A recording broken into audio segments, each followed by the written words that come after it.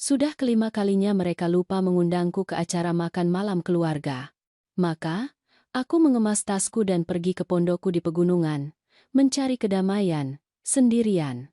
Seminggu kemudian, mereka muncul di depan pintu dengan membawa koper dan segalanya, berpikir mereka masih bisa masuk kapan saja, seperti yang selalu mereka lakukan. Tetapi ketika pintu terbuka, mereka berhadapan dengan seorang petugas polisi, kamera yang menyala, dan pengacaraku yang sudah menunggu. Seketika itu juga, wajah mereka pucat pasi. Aku tahu apa yang kalian pikirkan. Bagaimana aku sampai pada titik ini? Bagaimana seorang wanita berusia 67 tahun, seorang nenek, seorang janda, akhirnya harus berhadapan dengan anak-anak kandungnya sendiri dengan melibatkan hukum? Biarkan aku bercerita dari awal. Saat itu adalah hari pertemuan keluarga sederhana. Pukul 6 sore. Aku berada di dapurku, mengenakan celemek, menyiapkan minuman es campur buah-buahan. Aroma rempah memenuhi seluruh rumah. Aku sudah membeli 20 bungkus nasi uduk dengan lauk ayam goreng, kue apem dari warung Mak Titin, bahkan aku memesan ayam panggang besar dengan isian khusus, karena Dimas, putra sulungku, selalu bilang itu mengingatkannya pada ayahnya. Meja sudah tertata rapi, piring putih berhias emas, serbet kain linen warisan dari ibuku. Aku bahkan memasang taplak meja bersulam tangan yang hanya aku pakai untuk acara khusus. Aku menunggu. Pukul 7 lewat. Lalu pukul 8. Ponselku bergetar. Sebuah pesan dari tetanggaku, Dewi, Siti. Aku lihat di Facebook mereka mengunggah foto. Semuanya sedang makan malam di rumah Dimas. Hatiku terasa hancur. Aku membuka aplikasi itu dengan tangan gemetar. Dan mereka ada di sana. Dimas, istrinya Rina, kedua cucuku, putra bungsuku, Budi, dan pasangannya. Semua tersenyum di depan meja penuh makanan. Mereka mengangkat gelas berisi jus buah, tawa, dan pelukan. Tanpa aku. Sekali lagi, ini bukan kali pertama. Ini yang kelima. 5 kali pertemuan keluarga sederhana berturut-turut di mana mereka lupa memberitahuku. 5 kali aku berakhir sendirian, dikelilingi makanan yang tidak akan disentuh siapapun. Aku duduk di meja kosong. Aku mematikan lampu hias. Dan aku menangis dalam diam, seperti yang sudah aku pelajari selama 8 tahun sejak aku menjanda. Tetapi di tengah air mata itu, sesuatu berubah. Aku menyeka wajahku. Aku bangkit. Dan aku berjalan menuju kamarku dengan langkah mantap. Aku mengeluarkan sebuah koper dari lemari. Sebuah koper kulit koklat tua yang sering dipakai suamiku saat perjalanan bisnis. Baunya masih seperti wewangian suamiku. Aku mulai berkemas. Pakaian, obat-obatan, dokumen, dan sebuah kotak beludru hijau yang kusimpan di dasar lemari. Sebuah kotak yang tidak ada yang tahu keberadaannya. Sebuah kotak penuh kertas yang menceritakan kebenaran tentang segalanya. Pukul 11 malam, aku mengunci pintu rumahku. Aku naik ke mobilku, dan aku mengemudi selama 3 jam menuju pondok di pegunungan Jawa Tengah. Pondok yang aku warisi dari suamiku. Pondok yang selalu diremehkan anak-anakku karena terlalu jauh dan tidak ada koneksi internet. Pondok yang bagi mereka tidak ada harganya, tetapi bagiku adalah tempat perlindunganku. Aku tiba saat fajar. Udara dingin pegunungan menerpa wajahku. Bintang-bintang bersinar terang. Tidak seperti di kota. Semuanya sunyi. Untuk pertama kalinya dalam bertahun-tahun, aku bisa bernapas lega. Aku masuk. Aku menyalakan perapian. Aku membuat teh hangat. Dan aku duduk di depan perapian dengan kotak hijau di pangkuanku. Aku membuka tutupnya perlahan. Di dalamnya ada surat-surat pinjaman yang tidak pernah dikembalikan Dimas. 340 juta rupiah untuk bisnis yang tidak pernah ada. 180 juta rupiah yang dipinjam Rina untuk utang mendesak yang belakangan aku ketahui adalah utang judi daring. 520 juta rupiah yang dibutuhkan Budi untuk uang muka apartemennya, tetapi dia gunakan untuk pergi berlibur ke Eropa bersama pasangannya.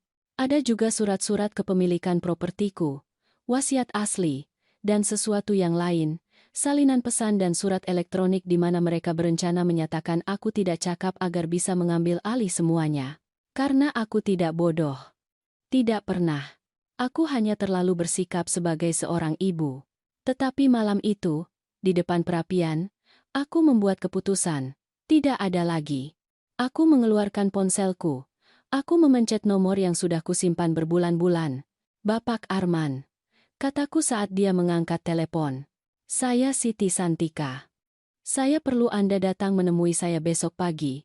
Saya akan mengajukan tuntutan terhadap anak-anak saya. Ada keheningan di seberang sana. Apa Ibu yakin? Lebih yakin dari apapun dalam hidupku. Aku menutup telepon, menutup kotak itu. Dan untuk pertama kalinya setelah sekian lama, aku tidur nyenyak. Karena aku tahu, ketika anak-anakku akhirnya menyadari ketidakhadiranku, ketika mereka datang mencariku dengan alasan dan manipulasi mereka, aku akan menunggu mereka, tetapi tidak sendirian. Dan apa yang terjadi seminggu kemudian mengubah segalanya selamanya. Bapak Arman tiba di pondok keesokan harinya, pagi-pagi. Dia seorang pria berusia sekitar 50 tahun. Serius, dengan tas kulit usang dan tatapan yang menumbuhkan rasa percaya. Kami duduk di depan perapian. Aku menyuguhinya kopi tubruk yang kubuat pagi itu. Uap mengepul di antara kami saat aku membuka kotak hijau itu. Bapak Arman, aku memulai. Dengan suara mantap. Saya ingin Anda melihat ini. Aku mengeluarkan dokumen satu persatu. Surat perjanjian yang ditandatangani, bukti transfer, pesan teks, surat elektronik, semuanya diatur berdasarkan tanggal. Semuanya ditandai dengan catatan pinggir yang kutulis sendiri. Dia memeriksa setiap lembar kertas dalam diam. Sesekali dia mendongak ke arahku. Terkejut. Ibu Siti, katanya akhirnya, Anda telah mendokumentasikan semua ini dengan ketelitian yang mengesankan. Saya sudah bertahun-tahun menyimpan bukti, Bapak Arman. Bertahun-tahun menunggu semuanya berubah, tetapi saya tidak bisa melanjutkan seperti ini lagi. Aku menceritakan semuanya. Bagaimana setelah suamiku meninggal dunia, 8 tahun lalu, anak-anakku mulai melihatku berbeda. Aku bukan lagi ibu. Aku adalah dompet, bank keluarga yang tidak pernah menagih. Dimas muncul lebih dulu. Ibu, aku punya peluang bisnis yang luar biasa. Aku hanya butuh 340 juta rupiah. Aku akan mengembalikannya dalam 6 bulan. 6 bulan berubah menjadi 8 tahun. Aku tidak pernah melihat 1 sen pun kembali. Kemudian Rina, istrinya. Dia datang dengan mata merah, mendramatisir krisis yang belakangan aku tahu hanyalah kebohongan. Ibu, kami punya utang yang mengerikan. Jika kami tidak membayar, rumah kami akan disita. Aku memberinya 180 juta rupiah. Rumah itu tidak pernah terancam, tetapi kecanduannya pada judi daring memang nyata. Budi, putra bungsuku, yang kukira berbeda, juga mengecewakanku. Ibu, aku menemukan apartemen yang sempurna. Aku hanya kurang uang muka. Aku mentransfer 520 juta rupiah. Seminggu kemudian aku melihat foto-fotonya di media sosial dari Paris, London, Roma.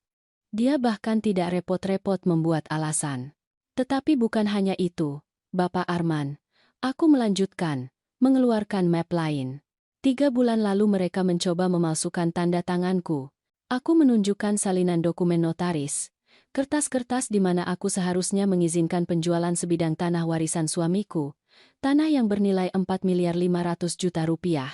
Tanda tangan itu mirip dengan milikku. Tetapi aku tidak pernah menandatangani kertas-kertas itu. Ini adalah percobaan penipuan, kata Bapak Arman, berdiri. Ibu, dengan ini kita bisa melanjutkan secara hukum segera. Tunggu, aku menahannya. Ada lagi. Aku mengeluarkan ponselku, membuka aplikasi rekaman. Aku menyalakan audio di pengeras suara. Itu adalah percakapan antara Dimas dan Rina. Aku merekamnya tanpa sepengetahuan mereka. Selama acara makan siang keluarga 2 bulan lalu, ketika aku pergi ke kamar kecil dan meninggalkan ponselku merekam, tersembunyi di bawah bantal. Suara Dimas terdengar jelas. Kita harus bertindak cepat. Ibu sudah tua. Jika kita berhasil membuat dokter menyatakan bahwa mentalnya tidak baik, kita bisa mengambil kendali atas segalanya. Suara Rina menjawab. Adikmu sudah bicara dengan seorang pengacara. Katanya dengan 2 saksi dan surat keterangan dokter kita bisa menyatakannya tidak cakap. Semuanya akan menjadi perwalian. Diurus oleh kita. Dimas tertawa. Kasihan ibu. Selalu begitu percaya. Begitu sentimental. Dia tidak tahu ini masalah bisnis, bukan keluarga. Keheningan di pondok itu terasa berat ketika rekaman berakhir. Bapak Arman menatapku dengan campuran rasa marah dan hormat. Ibu Siti, katanya perlahan, Anda tidak hanya memiliki bukti, Anda memiliki kasus yang kuat, sangat kuat. Aku mengangguk. Aku merasa air mata ingin keluar, tetapi kutahan. Aku sudah cukup menangis. Saya ingin Anda menyiapkan segalanya, Bapak Arman. Gugatan atas penipuan, atas penyalahgunaan ekonomi. Dan saya ingin Anda memasang kamera keamanan di pondok ini, kamera yang bagus. Dengan audio, Anda mengharapkan mereka datang ke sini. Saya mengenal mereka. Ketika mereka menyadari bahwa saya menghilang, mereka akan panik, bukan karena saya, tetapi karena mereka butuh saya menandatangani kertas-kertas penjualan tanah itu. Dan ketika mereka tahu di mana saya, mereka akan datang, tanpa pemberitahuan, seperti yang selalu mereka lakukan. Bapak Arman tersenyum untuk pertama kalinya, dan Anda akan siap. Tepat sekali. Kami menghabiskan sisa hari itu untuk mengatur semuanya. Dia membuat panggilan, menghubungi seorang hakim yang dikenal. Berbicara dengan teknisi keamanan yang tiba sore itu juga untuk memasang kamera. Sementara mereka bekerja, aku berjalan di sekitar halaman pondok. Hutan pinus berbau tanah lembab. Burung-burung bernyanyi. Kedamaian yang kurasakan adalah sesuatu yang belum pernah kualami selama bertahun-tahun. Suamiku sangat mencintai tempat ini. Dia selalu berkata, Siti, ketika aku tidak tahan lagi dengan kebisingan kota, kita akan pensiun di sini. Kau dan aku. Tenang. Kami tidak pernah sempat pensiun bersama. Serangan jantung mengambilnya terlalu cepat. Tetapi sekarang aku di sini, mewujudkan impian itu, meskipun sendirian. Ibu, Bapak Arman memanggilku dari pintu. Semuanya siap. Kamera berfungsi, merekam secara otomatis ketika mendeteksi gerakan. Sempurna. Malam itu, ketika semua orang pergi, aku duduk di teras pondok dengan selimut di bahuku. Ponselku mulai berdering. Dimas, Budi, Rina, pesan, panggilan. Aku membaca semuanya. Aku tidak menjawab satu pun. Ibu, di mana Ibu? Kami harus bicara segera. Ada beberapa dokumen yang harus Ibu tanda tangani. Aku tersenyum dalam kegelapan. Biarkan mereka menunggu. Biarkan mereka mencari. Karena ketika mereka akhirnya menemukanku, aku tidak akan menjadi ibu yang sama lagi. Pesan tidak berhenti sepanjang minggu. Setiap pagi aku terbangun dengan ponselku bergetar. 20, 30, 40 notifikasi. Semuanya dari mereka. Semuanya dengan nada yang sama. Awalnya kekhawatiran palsu, kemudian tuntutan yang hampir tidak disembunyikan. Ibu, kami khawatir. Ibu baik-baik saja? Jawab, tolong. Kami cemas. Sudah 3 hari berlalu. Ini tidak normal. Kami akan datang ke rumah Ibu. Aku membaca setiap pesan sambil menyeruput kopiku. Duduk di teras pondok, dan aku tidak menjawab. Bapak Arman telah menasihatiku, biarkan mereka dalam ketidakpastian. Biarkan mereka putus asa. Orang yang putus asa akan membuat kesalahan. Dan dia benar. Pada hari keempat, nada pesan berubah. Dimas menulis. Ibu, kami butuh Ibu datang. Ada dokumen tanah yang mendesak. Pembeli hanya menunggu sampai akhir bulan. Jika kita tidak tanda tangan, kita kehilangan penjualan dan 4.500.000.000 rupiah. Disitulah letak masalahnya. Alasan sebenarnya dari kekhawatiran mereka. Rina lebih belak-belakan. Ibu, saya tidak tahu apa yang terjadi pada Ibu, tetapi ini sangat egois dari pihak Ibu. Kami punya masalah serius dan Ibu menghilang seperti remaja pemberontak. Sudah lupakan saja masalah makan malam keluarga. Itu salah paham. Salah paham? 5 tahun berturut-turut salah paham? Budi mencoba kartu anak yang sensitif. Bu, jika Ibu marah, mari kita bicara. Tetapi menghilang seperti ini tidak menyelesaikan apapun. Kita keluarga. Keluarga tidak meninggalkan. Ironi itu menyakitiku. Keluarga tidak meninggalkan. Dan apa yang telah mereka lakukan padaku. Tetapi aku tidak menjawab. Aku melanjutkan rutinitasku di pondok. Pagi-pagi aku berjalan di hutan. Udara dingin membersihkan pikiranku. Aku mengamati pohon pinus, mendengarkan sungai yang mengalir di dekatnya, mengumpulkan kayu kering untuk perapian. Sore harinya aku meninjau dokumenku. Berulang kali. Memeriksa tanggal, jumlah, detail, mempersiapkan diri. Bapak Arman datang pada hari kelima dengan membawa kabar. Ibu Siti, saya menyewa seorang penyelidik swasta. Saya memintanya untuk memeriksa keuangan menantu ibu, Rina. Dia mengeluarkan sebuah map. Di dalamnya ada laporan rekening, tangkapan layar, catatan transaksi.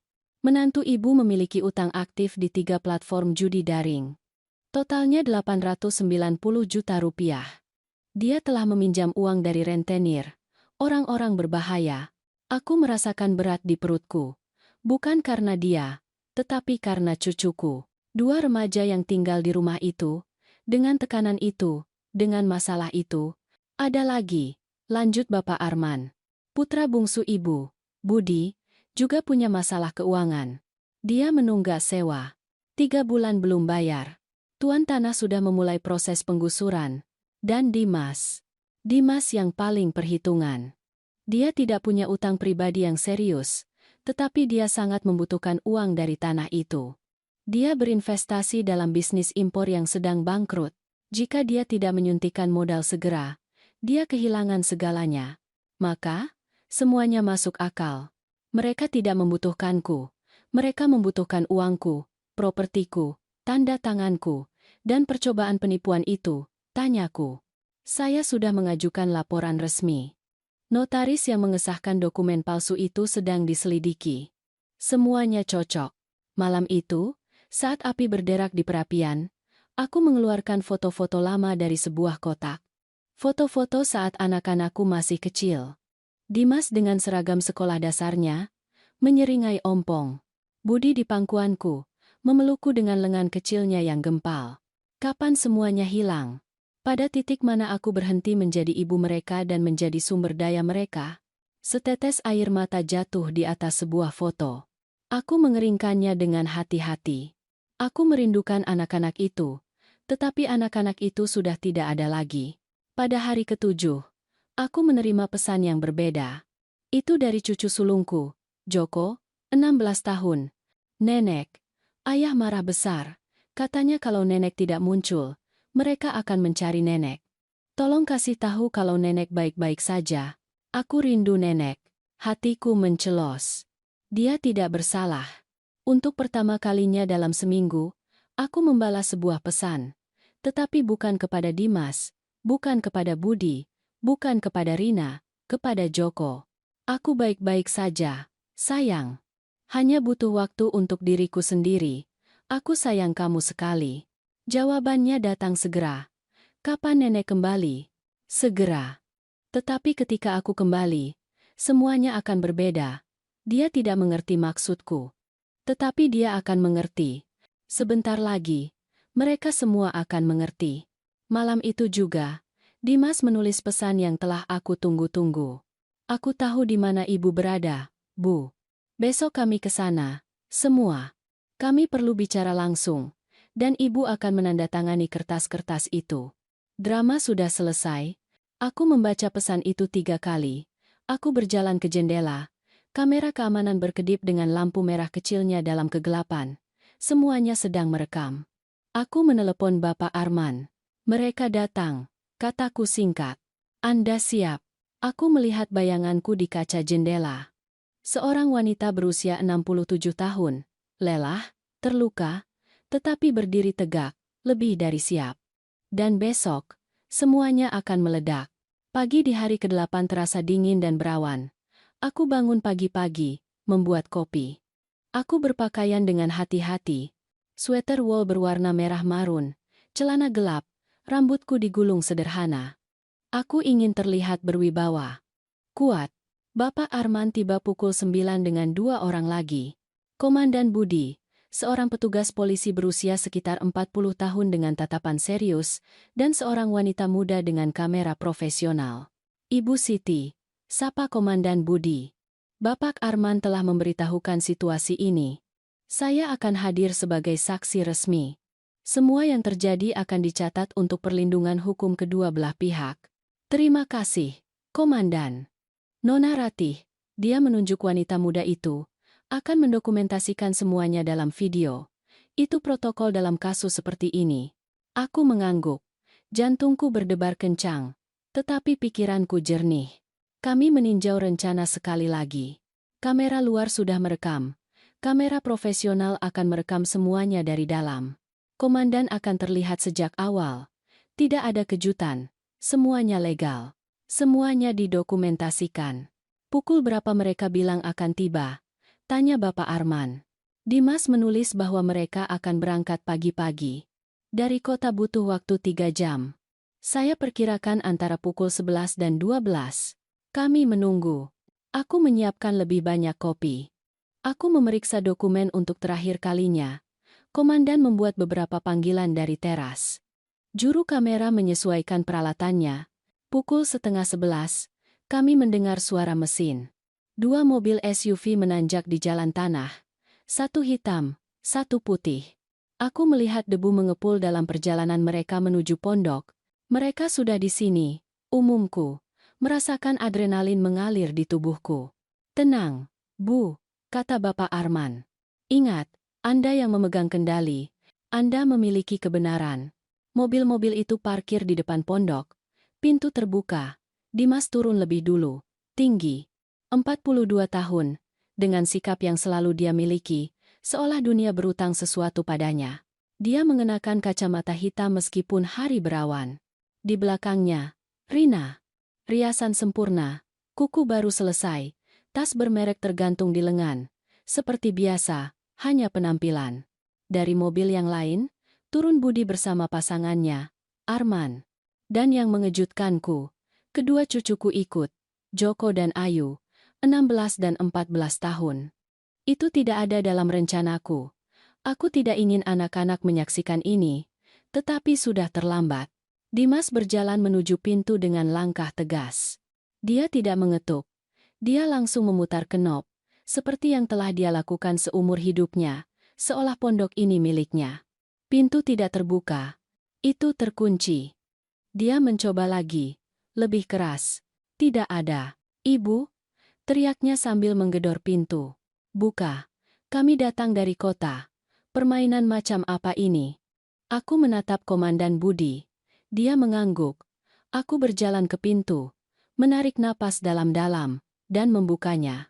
Ekspresi wajah Dimas berubah dari kesal menjadi bingung dalam sedetik, karena dia tidak menemukanku sendirian. Komandan Budi berdiri di sampingku, berseragam, dengan lencananya terlihat. Juru kamera mengarahkan peralatannya langsung ke arah mereka, dan Bapak Arman keluar di belakangku dengan map penuh dokumen. Keheningan mutlak. Apa? Apa ini? Dimas tergagap, melepas kacamatanya. Rina mundur selangkah. Budi memucat. Cucu-cucu saling pandang, ketakutan. Ini, kataku dengan suara mantap, adalah akhir dari banyak hal. Silakan masuk. Kita harus bicara. Ibu, aku tidak mengerti apapun, kata Dimas, tetapi suaranya tidak lagi terdengar berwibawa. Terdengar gugup. Kalian akan mengerti. Percayalah kalian akan mengerti. Komandan Budi memperkenalkan dirinya secara resmi. Komandan Budi, polisi, ibu Anda meminta kehadiran saya sebagai saksi dalam pertemuan ini. Semuanya akan direkam untuk perlindungan hukum kedua belah pihak. Rina membisikkan sesuatu kepada Dimas. Dia menggeleng. Ibu, ini konyol. Kami keluarga ibu. Mengapa ada polisi? Mengapa ada kamera? Apa yang mereka buat ibu yakini? Tidak ada yang membuatku yakin apa-apa, Dimas. Justru sebaliknya. Akhirnya aku membuka mata. Budi mencoba mendekat. Bu, jika ibu marah soal pertemuan keluarga itu, kami minta maaf. Sungguh, itu kesalahan. Tetapi ini berlebihan. Kesalahan? Ulangku, merasakan kemarahan lama naik di tenggorokanku. 5 tahun berturut-turut kesalahan? Atau kesalahannya adalah mencoba memalsukan tanda tanganku untuk menjual tanahku? Keheningan yang mengikuti seperti guntur. Dimas membuka mulut, menutupnya, membukanya lagi. Aku tidak tahu apa yang ibu bicarakan. Tentu saja kamu tahu. Kalian semua tahu.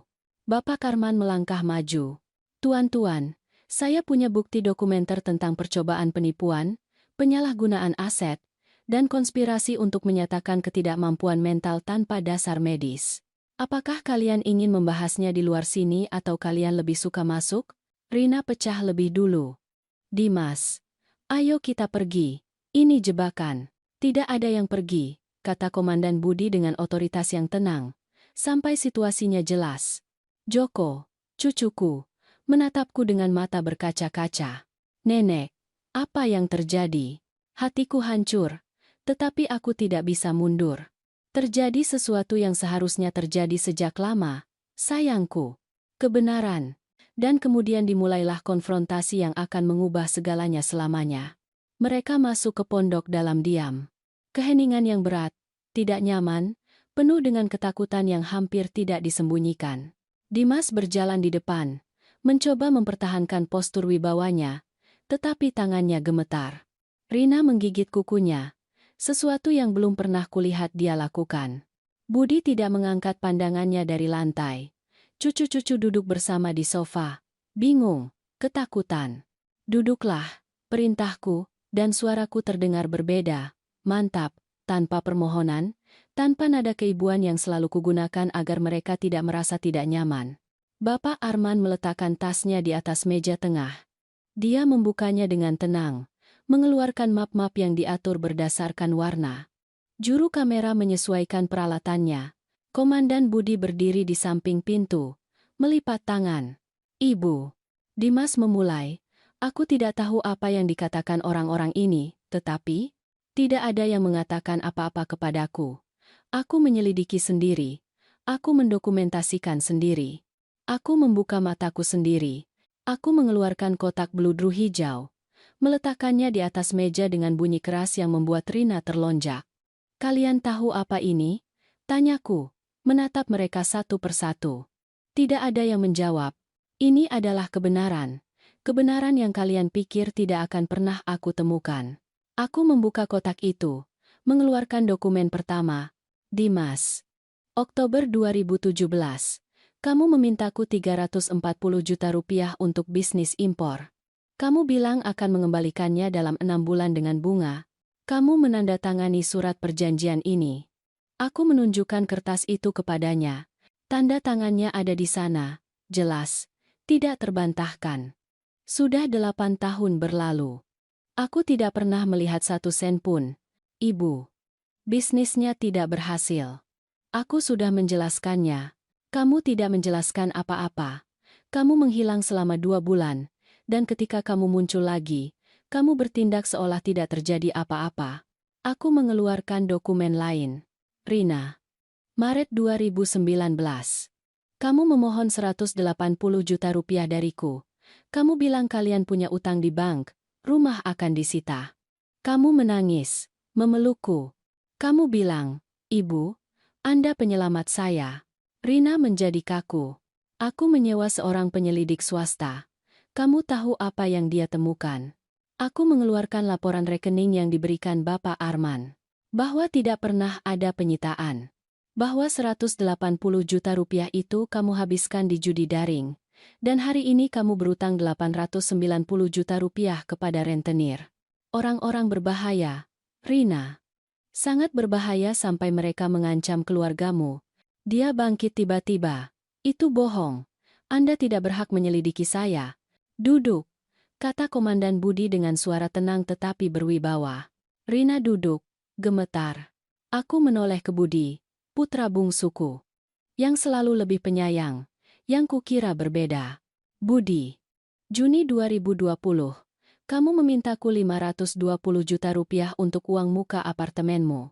Kamu bilang akhirnya kamu akan punya rumah sendiri. Aku merasa sangat bangga. Budi menutup matanya. Seminggu kemudian, aku melihat foto-fotomu di Eropa. Paris, London, Roma. 3 bulan perjalanan. Dari mana uang itu berasal? Budi. Ibu. Aku. Dari mana? Aku punya tabungan. Bohong. Sela Bapak Arman. mengeluarkan lebih banyak kertas. Rekening banknya kosong. Satu-satunya pemasukan besar adalah transfer dari ibunya. Uang itu membiayai perjalanannya, dan hari ini dia menunggak sewa 3 bulan. Tuan tanahnya memulai proses penggusuran 2 minggu lalu. Arman, pasangan Budi, menatapnya dengan rasa tidak percaya. Apa itu benar? Budi tidak menjawab. Dia hanya menyembunyikan wajahnya di antara tangan. Joko, cucuku, berdiri. Nenek, aku tidak mengerti. Apakah ayah merampok mereka? Duduk, Joko, perintah Dimas. Tidak. Aku ingin tahu apa yang terjadi. Aku berlutut di depan cucuku. Aku memegang tangannya. Sayangku, orang tuamu tidak merampokku, tetapi mereka berbohong kepadaku. Mereka memanfaatkanku, dan ketika aku tidak punya apa-apa lagi untuk diberikan, mereka mencoba mengambil sedikit yang tersisa dariku. Bagaimana? Aku menatap Dimas. Dia menghindari pandanganku. Bapak Arman, kataku, tunjukkan dokumen-dokumen itu kepada mereka. Bapak Arman meletakkan salinan kertas notaris di atas meja, kertas-kertas di mana aku seharusnya mengizinkan penjualan tanah itu. Ini sampai ke kantor catatan sipil 3 bulan lalu. Permintaan penjualan properti di Jakarta Selatan, senilai 4.500.000.000 rupiah, dengan tanda tangan Ibu Siti Santika. Dia menyerahkan dokumen itu kepada Dimas. Masalahnya, Ibu Siti tidak pernah menandatangani ini. Tanda tangan ini palsu. Pemalsuan yang cukup bagus, tetapi palsu. Dimas melihat kertas-kertas itu. Wajahnya berubah dari pucat menjadi merah. Aku. Notaris bilang itu legal. Notaris sedang diselidiki atas penipuan. Dia sudah bersaksi. Katanya kamu membayarnya 150 juta rupiah untuk memproses penjualan ini tanpa memverifikasi identitas penanda tangan. Rina meledak. Ini ide kamu, Dimas. Aku sudah bilang jangan lakukan. Diam. Kamu yang membuat kita terpuruk dalam utang. Karena kamu tidak pernah menghasilkan cukup, karena bisnismu gagal. Mereka mulai berteriak satu sama lain, menyalahkan, menghancurkan diri mereka sendiri di depan semua orang. Cucu-cucu menangis. Budi masih dengan kepala di antara tangan. Arman melihat semuanya dalam keadaan terkejut. Aku tetap duduk, tenang, melihat bagaimana fasad itu runtuh. Komandan Budi bertepuk tangan 2 kali dengan keras. Diam, semua terdiam. Ibu Siti, kata Komandan Budi, apakah Anda ingin mengajukan tuntutan resmi? Itu adalah momennya. Keputusan yang akan mengubah segalanya. Aku menatap anak-anakku, Dimas, yang sekarang tampak seperti anak kecil yang ketakutan, Budi, yang menangis dalam diam, Rina, yang gemetar karena marah dan takut. Aku menatap cucuku, Joko, yang menatapku dengan mata memohon. Ayu, yang tidak mengerti apa-apa tetapi merasa dunianya runtuh. Aku menarik napas dalam-dalam. Sebelum saya menjawab itu, kataku perlahan. Saya ingin kalian mendengarkan sesuatu. Aku mengeluarkan ponselku, membuka aplikasi rekaman. Ini saya rekam 2 bulan lalu, saat makan siang keluarga hari Minggu, ketika saya pergi ke kamar kecil. Aku memutar rekaman. Dan kemudian suara Dimas memenuhi pondok. Kita harus bertindak cepat. Ibu sudah tua. Jika kita berhasil membuat dokter menyatakan bahwa mentalnya tidak baik, kita bisa mengambil kendali atas segalanya. Dan pada saat itu aku melihat bagaimana jiwa mereka hancur. Audio terus diputar. Setiap kata adalah pisau. Suara Rina terdengar jelas. Adikmu sudah bicara dengan seorang pengacara. Katanya dengan 2 saksi dan surat keterangan dokter kita bisa menyatakannya tidak cakap. Semuanya akan menjadi perwalian. Diurus oleh kita. Dimas mencoba bangkit. Ibu, matikan itu. Tetapi aku tidak mematikannya. Aku membiarkannya berlanjut. Suaranya sendiri berlanjut. Kasihan ibu. Selalu begitu percaya. Begitu sentimental. Dia tidak tahu ini masalah bisnis, bukan keluarga. Dan kemudian tawa itu. Tawa yang telah merenggut tidurku selama berminggu-minggu. Joko bangkit tiba-tiba, menatap ayahnya dengan ekspresi yang belum pernah kulihat. Kengerian, kekecewaan mutlak. Ayah mengatakan itu. Ayah benar-benar ingin menyatakan nenek gila. Dimas mengulurkan tangan. Nak, ini lebih rumit daripada yang. Jawab, ya atau tidak. Kami putus asa. Ibumu punya utang. Bisnisku jatuh. Kami butuh merampok ibumu? Sambung Joko, dengan air mata mengalir di wajahnya. Menyatakannya tidak cakap untuk mengambil uangnya? Itu yang kalian butuhkan? Ayu, cucuku, menangis dalam diam. Dia bangkit dari sofa dan berlari ke arahku. Dia memelukku erat. Nenek, maaf, maaf, maaf. Kamu tidak perlu meminta maaf. Sayangku, kataku, membelai rambutnya.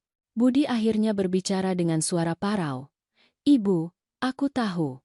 Dimas menceritakan rencananya kepadaku. Aku mencoba meyakinkannya untuk tidak melakukannya. Tetapi, aku juga butuh uang. Aku pikir jika kalian mengurus bagian hukumnya, aku hanya akan menerima bagian warisanku lebih awal. Lebih awal sebelum aku meninggal dunia. Katamu, dia menundukkan kepala. Ya, kejujuran yang brutal itu lebih menyakitkan daripada kebohongan. Arman, pasangannya, menjauh darinya. Aku tidak percaya apa yang aku dengar. Ibumu sendiri, Budi. Kalian tidak mengerti tekanan. Teriak Rina tiba-tiba. Hidup dengan utang. Berhadapan dengan ancaman. Kami butuh uang itu. Kalau begitu bekerjalah. Kataku singkat. Seperti yang dilakukan semua orang. Seperti yang kulakukan ketika mertuamu meninggal dan meninggalkan tanggung jawab besar kepadaku. Aku bekerja. Aku tidak merampok. Aku tidak berbohong. Anda punya properti. Anda punya uang simpanan. Anda tidak butuh semua itu di usia Anda. Di usia saya, ulangku, merasakan kemarahan naik. Di usia 67 tahun, saya tidak pantas memiliki apa-apa lagi. Saya tidak pantas memutuskan apa yang saya kerjakan seumur hidup saya.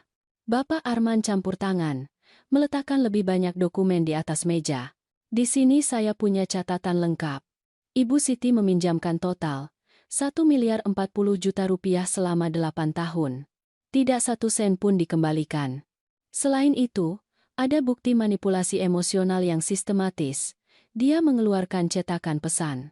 Dia membacanya keras-keras. Dimas, 6 bulan lalu. Ibu, jika ibu tidak membantu kami akan kehilangan segalanya. Apakah ibu ingin cucu-cucu ibu berakhir di jalanan? Budi, 4 bulan lalu. Bu, aku pikir aku bisa mengandalkan ibu. Kurasa aku salah. Kurasa uang lebih penting daripada putramu. Rina, 3 bulan lalu. Ibu, setelah semua yang telah kami lakukan untuk Anda, begini cara Anda membalasnya. Dengan keegoisan, setiap pesan lebih buruk daripada yang sebelumnya. Pemerasan emosional, manipulasi, rasa bersalah yang dibuat-buat. Apa yang kalian lakukan untukku? Tanyaku langsung kepada Rina. Katakan padaku, apa yang kalian lakukan? Dia membuka mulut, tetapi tidak ada kata yang keluar. Aku membuka rumahku untuk kalian. Aku masak untuk acara kalian. Aku simpan rahasia kalian. Aku maafkan kelalaian kalian. Dan ketika aku tidak punya apa-apa lagi untuk diberikan, ketika kalian memeras habis-habisan dariku, kalian ingin mengambil satu-satunya hal yang tersisa dariku, martabatku.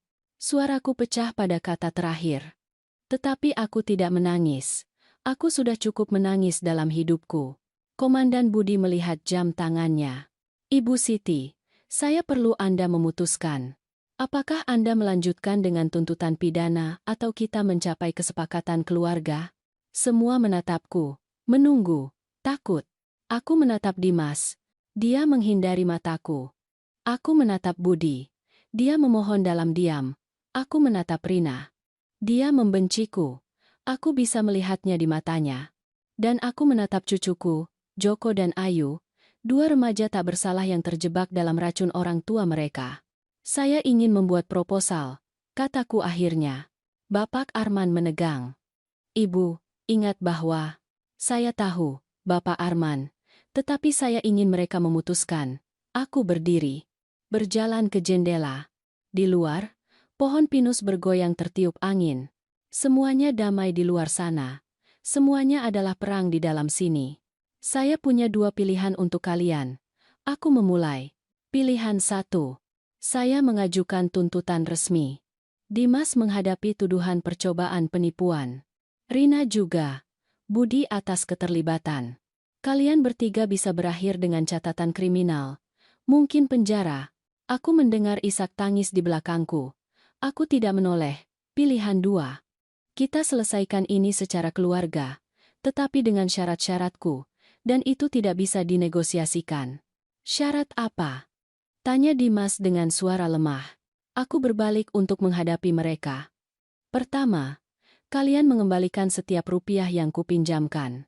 Seluruh 1.040.000.000 rupiah. Kalian bisa melakukannya dengan cicilan bulanan selama 5 tahun. Tetapi kalian kembalikan semuanya. Ibu, itu tidak mungkin. Jangan memotong pembicaraanku. Syarat kedua. Perintah perlindungan sementara. 3 tahun tanpa kontak langsung, kecuali dalam acara yang diawasi atau keadaan darurat nyata. Aku butuh ruang. Aku butuh pulih. Rina mendengus. Itu tidak masuk akal. Syarat ketiga. Terapi keluarga wajib. Kalian bertiga. Individual dan kelompok. Dengan psikolog yang akan kupilih. Kalian yang bayar. Dan apa yang kami dapatkan? Tanya Rina dengan sarkasme. Aku menatapnya tajam. Kalian mendapatkan untuk tidak masuk penjara.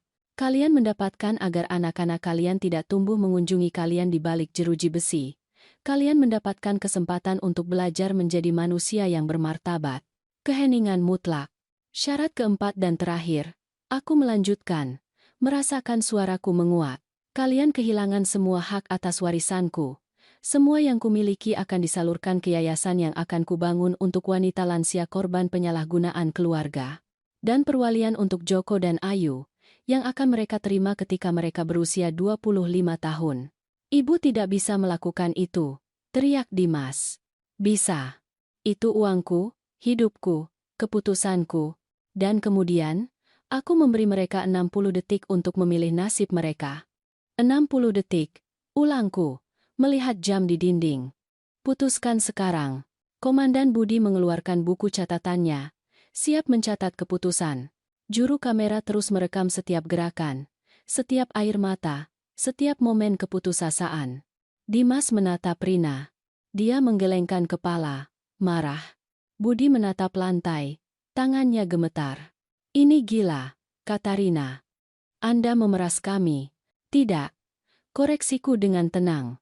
Aku memberi kalian jalan keluar, sesuatu yang tidak pernah kalian berikan kepadaku. Tetapi 1 miliar rupiah. Dari mana kami akan mendapatkan uang sebanyak itu? Dari tempat yang sama kalian akan mendapatkan 4.500.000.000 rupiah dari tanah itu, dari bekerja, dari berusaha, dari hidup sesuai kemampuan kalian. 30 detik. Umum Bapak Arman. Joko mendekati ayahnya. Ayah, terima, tolong. Aku tidak bisa. Aku tidak bisa melihat ayah masuk penjara. Ayu masih memelukku, menangis dalam diam. Dimas menutup mata, rahangnya mengencang. Aku bisa melihat perjuangan internal, harga diri melawan kelangsungan hidup. 15 detik. Baiklah, teriak Budi tiba-tiba. Aku terima. Aku terima semuanya. Aku akan mengembalikan uangnya. Aku akan pergi terapi. Apapun yang diperlukan. Hanya aku tidak mau tuntutan hukum. Arman menatapnya terkejut, tetapi ada sedikit kelegaan di wajahnya. 10 detik. Dimas, bisik Rina. Katakan sesuatu. 5 detik. Dimas membuka mata. Dia menatapku langsung. Dan, untuk pertama kalinya dalam bertahun-tahun, aku melihat sesuatu yang nyata di matanya. Bukan manipulasi. Bukan perhitungan. Ketakutan yang tulus. Aku terima. Katanya dengan suara parau. Aku terima syarat-syarat ibu, Bu. Komandan Budi menulis di buku catatannya. Dan Anda, Ibu Rina. Rina mengepalkan tangan. Wajahnya merah karena marah yang tertahan. Aku tidak punya pilihan, kan? Aku terima. Atau aku dipenjara. Itulah kenyataannya. Aku membenarkan. Kalau begitu aku terima. Tetapi aku ingin ibu tahu bahwa ini kejam. Kamu kejam. Tidak, Rina. Kejam adalah apa yang kalian lakukan kepadaku selama 8 tahun. Ini adalah keadilan. Bapak Arman mengeluarkan dokumen yang sudah disiapkan dari tasnya. Kalian harus menandatangani perjanjian hukum. Semuanya akan tertulis. Setiap pelanggaran secara otomatis akan mengaktifkan tuntutan pidana. Dia meletakkan 3 set kertas di atas meja. Dimas adalah yang pertama mendekat. Dia membaca dengan cepat. Tangannya gemetar saat membalik halaman. Ini mengatakan bahwa kami dilarang mendekati ibu kurang dari 100 meter. Selama 3 tahun, ya, kecuali dalam pertemuan yang diawasi atau keadaan darurat medis nyata, dan acara keluarga, pertemuan keluarga, ulang tahun, kalian akan merayakan tanpaku, seperti yang sudah kalian lakukan. Pukulan itu langsung. Dimas menundukkan kepala. Budi menandatangani tanpa membaca semuanya. Air matanya membasahi kertas. Rina memegang pulpen begitu erat hingga aku pikir dia akan mematahkannya. Dia menandatangani setiap halaman dengan marah, goresan keras yang hampir menembus kertas. Selesai. Dia meludahkan kata-kata itu. Apakah ibu sudah bahagia? Apakah ibu sudah cukup mempermalukan kami? Aku tidak mempermalukan kalian. Kalian mempermalukan diri sendiri dengan tindakan kalian. Bapak Arman mengumpulkan dokumen yang ditandatangani. Komandan, bisakah Anda mengesahkan sebagai saksi? Tentu saja. Komandan juga menandatangani, secara resmi menyegel perjanjian itu. Joko masih menatap ayahnya dengan ekspresi hancur. Ayah benar-benar melakukan semua itu? Ayah benar-benar berencana untuk menyatakan nenek tidak cakap? Dimas mencoba mendekati putranya, tetapi Joko mundur. Jangan sentuh aku. Saat ini aku tidak mau ayah sentuh. Nak, tolong. Ayah berbohong kepadaku. Selama bertahun-tahun ayah bilang nenek itu rumit, nenek itu susah, nenek itu berlebihan. Padahal selama ini ayah yang bermasalah. Ayu melepaskan diri dariku dan berjalan ke ibunya. Ibu, apa benar soal judi daring itu? Apa benar kita punya utang? Rina tidak menjawab. Dia hanya melihat ke arah lain. Ibu? Ya, dia mengakui akhirnya, dengan suara keras. Aku punya masalah, tetapi itu tidak memberi nenekmu hak untuk menghancurkan keluarga ini. Aku tidak menghancurkan apa-apa, kataku tegas. Kalian sudah melakukan pekerjaan itu jauh sebelum hari ini. Bapak Arman menyimpan semua dokumen di tasnya. Pembayaran pertama harus dilakukan pada tanggal 1 Februari. Jumlahnya Rp16.334 setiap bulan selama 60 bulan. Data transfer ada di perjanjian. Dan terapinya? Tanya Budi dengan suara lemah. Saya akan mengirimkan data psikolog kepada kalian. Sesi pertama harus dalam waktu 2 minggu. Jika kalian melewatkan 3 sesi berturut-turut, perjanjian dibatalkan. Dimas mengusap rambutnya. Putus asa. Bagaimana kami akan membayar semua ini? Bisnisku bangkrut. Utang Rina. Itu bukan lagi masalahku. Kataku singkat. Kalian menciptakan kekacauan ini. Kalian yang menyelesaikannya. Tetapi kita keluarga. Keluarga tidak merampok. Keluarga tidak berkhianat. Keluarga tidak berencana menghancurkan anggotanya sendiri. Komandan Budi berdeham. Ibu Siti. Apakah ada hal lain yang Anda butuhkan? Ya, saya ingin mereka pergi. Kita sudah selesai di sini. Rina sudah berjalan menuju pintu. Ayo kita pergi. Aku tidak tahan semenit pun lagi di tempat ini. Dimas mengambil jaketnya. Budi menyeka air mata. Tetapi Joko dan Ayu tetap diam. Nenek, kata Joko dengan suara gemetar. Apakah kami juga dilarang datang? Hatiku mencelos. Anak-anak ini tidak bersalah apa-apa. Kalian bisa mengunjungiku kapanpun kalian mau. Sayang-sayangku. Kalian tidak bersalah dalam semua ini. Benarkah? Tanya Ayu dengan harapan. Benar. Bahkan, aku menatap Bapak Arman. Saya ingin dalam perjanjian itu jelas bahwa cucu-cucu dapat mengunjungiku dengan bebas. Dengan atau tanpa orang tua mereka. Akan dicatat begitu. Konfirmasi Bapak Arman. Joko berlari ke arahku dan memelukku erat. Maaf, Nenek. Maaf karena tidak menyadari apa yang terjadi lebih awal. Kamu tidak perlu meminta maaf untuk apapun. Kamu anak yang baik. Dimas memperhatikan adegan itu dari pintu dengan ekspresi yang tidak dapat diuraikan. Joko, ayo pergi, perintahnya. Sebentar, ayah, jawab Joko tanpa melepaskanku. Dan pada saat itu Dimas mengerti bahwa dia telah kehilangan sesuatu yang lebih dari uang atau properti. Dia telah kehilangan rasa hormat dari anak-anaknya sendiri. Rina sudah di mobil, membunyikan klakson dengan tidak sabar. Tetapi Dimas masih berdiri di ambang pintu, tidak bergerak, menatapku dengan ekspresi yang belum pernah kulihat selama bertahun-tahun. Kerentanan. Ibu, katanya akhirnya dengan suara serak, aku tidak pernah ingin kita sampai pada titik ini. Tetapi kita sampai, karena keputusanmu, karena kebohonganmu. Aku putus asa. Bisnisku. Aku kehilangan begitu banyak uang. Pemasok menipuku. Impor tertunda. Pelanggan membatalkan. Semuanya runtuh dalam hitungan bulan. Dan solusimu adalah merampokku? Itu tidak akan menjadi perampokan. Aku pikir dengan uang dari tanah itu aku bisa menyelamatkan segalanya. Mengembalikan apa yang aku utang padamu. Memulai lagi. Bohong. Sela Bapak Arman. Surat elektronik yang kami miliki menunjukkan bahwa kalian berencana membagi uang itu menjadi 3 bagian. Tidak ada yang dialokasikan untuk mengembalikan kepada Ibu Siti. Dimas menutup mata. Terperangkap dalam kebohongannya sendiri. Budi masih duduk di sofa, kepala di antara tangan.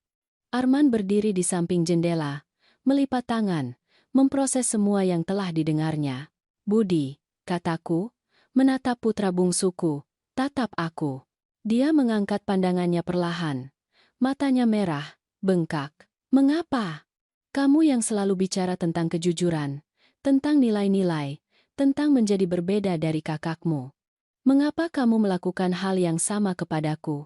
Karena aku lemah. Dia mengakui dengan suara parau. Sepanjang hidupku aku adalah adik, yang hidup di bawah bayang-bayang Dimas. Ketika dia menceritakan rencananya, aku melihat peluang untuk akhirnya memiliki sesuatu, untuk tidak menjadi yang selalu butuh bantuan. Dan kamu merasa kuat dengan merampokku. Aku tidak merampokmu. Hanya aku akan menerima bagian warisanku lebih awal. Akan menerima bagianmu ketika aku meninggal dunia, katamu. Apakah kamu ingin aku mati, Budi? Tidak. Tentu saja tidak, Bu. Lalu apa yang kamu inginkan? Karena mereka berencana menyatakan aku tidak cakap. Itu berarti mengurungku di suatu tempat, merampas kebebasanku, memperlakukanku seolah aku sudah mati saat masih hidup. Keheningan itu menusuk. Arman berbicara untuk pertama kalinya. Ibu Siti, saya bersumpah saya tidak tahu apa-apa tentang ini. Jika saya tahu, saya akan menghentikan Budi. Aku tahu, Arman. Terlihat bahwa kamu orang baik. Semoga putraku belajar darimu. Budi terisak lebih keras. Joko dan Ayu masih di sisiku. Ayu memegang tanganku. Nenek, boleh aku tanya sesuatu? Apa saja, sayangku? Mengapa nenek tidak pernah mengatakan apa-apa? Mengapa nenek menanggung begitu banyak? Aku menarik napas dalam-dalam. Itu adalah pertanyaan yang sudah kutanyakan pada diriku sendiri ribuan kali. Karena aku takut. Takut ditinggalkan sendirian. Takut jika aku menghadapi mereka, aku akan kehilangan mereka selamanya. Aku lebih memilih menanggung rasa sakit daripada hidup tanpa keluarga. Dan sekarang aku mengerti bahwa kesendirian dengan martabat lebih baik daripada ditemani dengan penghinaan. Ayu memelukku lebih erat. Komandan Budi melihat jam tangannya. Tuan-tuan, saatnya untuk pergi. Perjanjian sudah ditandatangani. Syarat-syaratnya jelas. Dimas akhirnya bergerak menuju pintu. Tetapi sebelum keluar, dia berbalik sekali lagi. Ibu, aku tahu ibu berpikir aku monster. Tetapi aku ingin ibu tahu bahwa aku menyayangimu. Dengan caraku yang canggung, salah, tetapi aku menyayangimu. Aku menatap matanya. Kasih sayang bukan hanya kata-kata, Dimas. Kasih sayang adalah tindakan. Dan tindakanmu menunjukkan kepadaku yang sebaliknya. Dia tersentak seolah aku memukulnya. 3 tahun menjauh akan memberi kalian waktu untuk memikirkannya. Waktu untuk memahami perbedaan antara menyayangi dan mengasihi yang sebenarnya. Dimas mengangguk perlahan dan keluar. Budi bangkit dari sofa. Gemetar. Ibu, aku akan menepatinya. Aku bersumpah. Aku akan membayar semuanya. Aku akan pergi terapi. Aku akan berubah. Aku harap begitu. Demi kebaikanmu. Demi kebaikan Arman yang mencintaimu meskipun kamu membuat kesalahan. Arman mendekat dan memelukku. Terima kasih karena tidak menghancurkannya sepenuhnya. Saya akan membantunya menjadi lebih baik. Aku tahu kamu akan melakukannya. Budi dan Arman keluar bersama. Hanya Rina yang tersisa di mobil. Marah, membunyikan klakson tanpa henti. Joko menghela napas. Kami harus pergi. Ibu semakin gila. Aku tahu. Pergilah. Tetapi ingat, pintu ini selalu terbuka untuk kalian. Bolehkah kami datang akhir pekan depan? Tanya Ayu. Tentu saja. Aku akan membuatkan nasi goreng kesukaan kalian. Keduanya memelukku sekali lagi, dan berlari menuju mobil. Kedua mobil itu bergerak. Aku melihat mereka menghilang di jalan tanah, meninggalkan debu di belakang mereka. Ketika suara mesin benar-benar menghilang, aku berdiri di teras, menghirup udara segar pegunungan. Bapak Arman mendekat ke sisiku. Ibu Siti, Anda sangat berani hari ini. Aku tidak merasa berani. Aku merasa hancur. Tetapi Anda melakukannya. Dan itu yang penting. Komandan Budi menyimpan buku catatannya. Ibu, jika sewaktu-waktu mereka melanggar perjanjian, jangan ragu untuk menelepon saya. Ini kartu saya. Terima kasih, Komandan, untuk semuanya. Everdian Mary Chow. Saya hanya melakukan pekerjaan saya, tetapi di antara kita, saya senang ketika seorang lansia mendapatkan kembali martabatnya. Itu tidak terjadi sesering yang seharusnya. Mereka berdua pamit dan pergi dengan mobil patroli mereka. Juru kamera menyimpan peralatannya. Ibu, apakah Anda ingin saya tinggalkan salinan rekamannya? Ya, tolong, di flash disk. Tentu. Saya akan mengirimkannya besok dengan Bapak Arman. Dia juga pergi. Aku ditinggalkan sendirian di pondok. Aku masuk perlahan. Mengunci pintu. Aku berjalan menuju sofa dan menjatuhkan diri. Seluruh tubuhku gemetar. Adrenalin beberapa jam terakhir akhirnya meninggalkanku. Dan kemudian, akhirnya, aku menangis. Aku menangisi keluarga yang telah hilang. Aku menangisi tahun-tahun penyalahgunaan yang kutanggung dalam diam. Aku menangisi wanita diriku di masa lalu, selalu memberi, selalu memaafkan, selalu melupakan diri sendiri. Tetapi aku juga menangis karena lega, karena untuk pertama kalinya dalam 8 tahun, aku bernapas bebas. Aku bangkit setelah beberapa saat. Aku mencuci wajahku dengan air dingin. Aku membuat teh hangat dan duduk di depan perapian dengan kotak hijau di pangkuanku. Ada satu dokumen terakhir yang belum kutunjukkan kepada mereka. Aku mengeluarkannya dengan hati-hati. Itu adalah wasiat baru, yang kutandatangani seminggu sebelumnya dengan Bapak Arman. Aku membacanya sekali lagi, memastikan semuanya seperti yang kuinginkan. Yayasan untuk wanita lansia korban penyalahgunaan keluarga akan menerima 60% dari hartaku. Perwalian untuk Joko dan Ayu akan menerima 35%. Dan 5% sisanya akan diberikan kepada Arman. Karena dia adalah satu-satunya orang baik yang masuk ke keluarga ini dalam bertahun-tahun. Dimas, Budi, dan Rina. Tidak ada, nol. Karena kasih sayang ditunjukkan. Dan mereka menunjukkan bahwa mereka tidak pernah benar-benar mengasihiku. 2 minggu berlalu, 2 minggu keheningan, kedamaian. Terbangun tanpa rasa sakit di perut. Aku tetap di pondok, menikmati suara angin di antara pohon pinus, derak api di malam hari, rasa kopi yang diminum tanpa tergesa-gesa. Joko dan Ayu datang pada akhir pekan pertama, seperti yang mereka janjikan. Mereka tiba dengan bus, sendirian, tanpa orang tua mereka.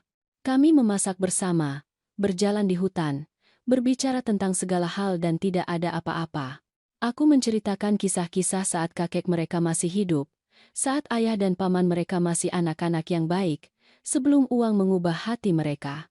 Nenek, tanya Joko saat kami memotong sayuran untuk makan malam, apakah nenek pikir ayah bisa berubah? Aku ingin mempercayainya.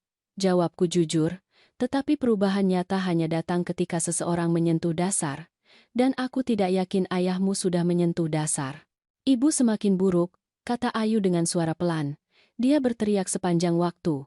Menyalahkan ayah, ayah menyalahkannya. Rumah itu seperti neraka. Sakit mendengarnya, tetapi itu bukan tanggung jawabku untuk memperbaikinya. Kalian tahu sesuatu tentang Paman Budi? Tanyaku. Aku bicara dengannya beberapa hari lalu, kata Joko. Kedengarannya berbeda, lebih serius. Katanya dia mulai mencari pekerjaan kedua agar bisa membayar lebih cepat. Aku senang mendengarnya. Senin berikutnya, aku menerima telepon dari Bapak Arman. Ibu Siti, saya punya kabar. Budi melakukan pembayaran pertamanya, Rp16.334. Lengkap, 2 minggu sebelum batas waktu. Aku merasakan sesuatu yang hangat di dada. Kejutan, harapan, dan Dimas? Ada jeda. Dimas belum mentransfer apa-apa, tetapi masih ada 2 minggu lagi. Aku mengerti. Juga, istri Dimas, Rina, mencoba menghubungiku. Dia ingin menegosiasikan ulang ketentuan perjanjian. Negosiasi ulang, katanya terlalu keras, bahwa mereka tidak bisa memenuhinya, bahwa kita harus mempertimbangkan pemotongan 50%. Aku tertawa. Itu tawa yang pahit, tetapi tawa. Katakan padanya tidak ada negosiasi ulang, perjanjian sudah ditandatangani. Mereka memenuhinya atau menghadapi tuntutan. Sesederhana itu yang akan saya katakan. Aku menutup telepon dan menatap keluar jendela. Rina tidak belajar apa-apa. Dia masih mencari jalan pintas, jalan keluar yang mudah, cara untuk menghindari konsekuensi. Tetapi Budi membayar. Malam itu aku menyalakan lilin di masjid kecil yang dibangun suamiku di pondok. Aku berdoa untuk anak-anakku, untuk jiwa mereka yang tersesat, untuk kemungkinan penebusan. Keesokan paginya, saat aku menyiapkan kue apem, aku mendengar mobil mendekat. Jantungku berdebar. Kamera masih berfungsi. Jika itu Dimas yang melanggar perjanjian, itu akan direkam. Tetapi ketika aku melihat keluar jendela, aku melihat mobil yang tidak kukenal. Sebuah sedan abu-abu, tua tetapi terawat baik. Pintu terbuka dan Budi turun, sendirian. Dia berjalan ke pintu dan mengetuk dengan lembut. Aku ragu sejenak, lalu kubuka. Ibu, katanya dengan suara gemetar. Aku tahu aku seharusnya tidak berada di sini. Aku tahu perjanjian mengatakan 3 tahun tanpa kontak, tetapi aku perlu mengatakan sesuatu kepadamu. Kamu punya 5 menit. Dia mengangguk. Dia tidak masuk. Dia tetap di teras, seolah dia tidak pantas masuk. Aku sudah membayar cicilan pertamaku, dan aku akan membayar semua sisanya. Aku dapat pekerjaan malam di gudang. Siang hari aku masih di pekerjaanku yang biasa. Aku kurang tidur, tetapi aku pantas mendapatkannya. Aku senang mendengarnya. Aku juga sudah memulai terapi. Psikolog bertanya padaku kapan aku berhenti menjadi diriku sendiri, dan aku tidak tahu harus menjawab apa, karena aku tidak ingat pernah menjadi diriku sendiri. Matanya berkaca-kaca. Aku selalu menjadi adik, yang hidup membandingkan diri, yang tidak pernah cukup. Dan ketika Dimas menawariku cara untuk menjadi seseorang, aku mengambilnya tanpa berpikir, tanpa peduli siapa yang aku sakiti. Kamu menyakitiku, Budi. Aku tahu, dan aku akan menanggungnya seumur hidupku. Dia menyeka air mata dengan punggung tangan. Tetapi aku datang untuk memberitahumu sesuatu yang lebih penting, sesuatu yang perlu kamu ketahui. Apa itu? Rina sedang merencanakan sesuatu. Aku mendengar percakapan telepon 3 hari lalu. Dia berbicara dengan seseorang tentang menggugat perjanjian dan mendapatkan saksi untuk bersaksi bahwa ibu sedang di bawah tekanan. Aku merasa merinding. Saksi, orang yang akan dia bayar untuk berbohong. Katanya jika dia berhasil membuktikan bahwa ibu menandatangani perjanjian di bawah paksaan, mereka bisa membatalkannya. Itu ilegal. Aku tahu. Itu sebabnya aku datang. Karena ibu memberiku kesempatan untuk menebus diri, dan aku tidak akan membiarkan Rina menghancurkan ibu lagi. Aku menatap matanya. Putraku, bayiku. Anak yang kupangku 40 tahun lalu. Apakah Dimas tahu tentang ini?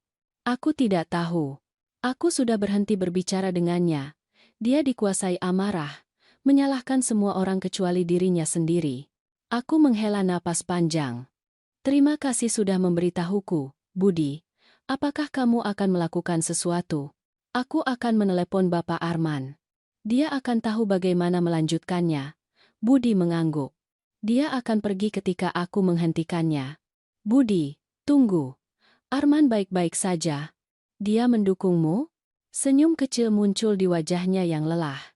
Arman adalah hal terbaik yang terjadi dalam hidupku. Dia sabar. Dia mendorongku untuk menjadi lebih baik.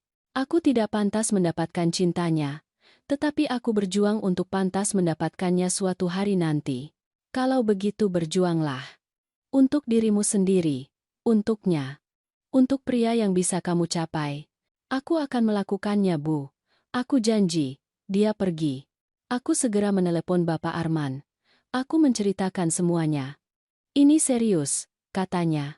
Jika Rina mencoba membuat kesaksian palsu, kita bisa menuduhnya menghalangi keadilan. Tetapi kita butuh bukti. Bukti macam apa? Rekaman, pesan, sesuatu yang menunjukkan rencananya. Aku berpikir cepat. Bapak Arman, bagaimana jika kita merekam pengakuannya? Bagaimana? Biar saya pikirkan. Saya telepon lagi dalam beberapa jam. Aku menutup telepon. Aku berjalan di sekitar pondok sambil berpikir. Rina impulsif, sombong. Jika dia berpikir dia bisa memanipulasi situasi, dia akan mencobanya. Aku mengambil ponselku dan menelepon Joko. Nenek?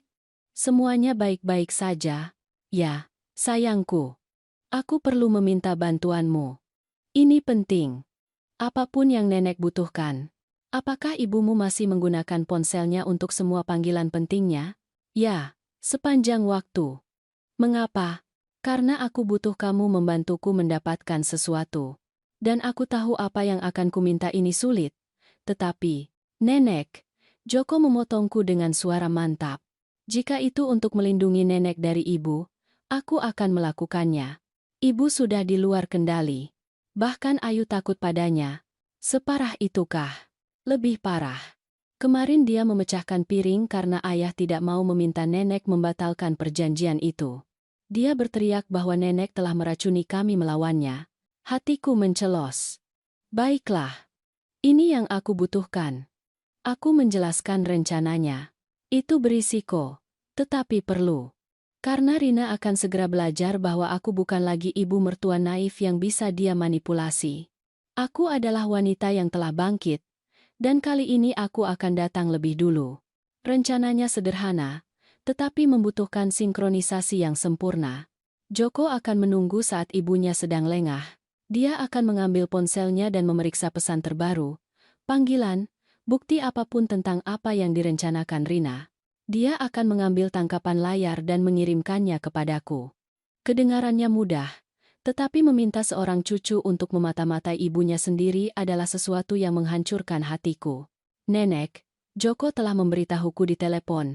Ini bukan hanya perjuangan nenek lagi. Ayu dan aku tinggal di rumah itu.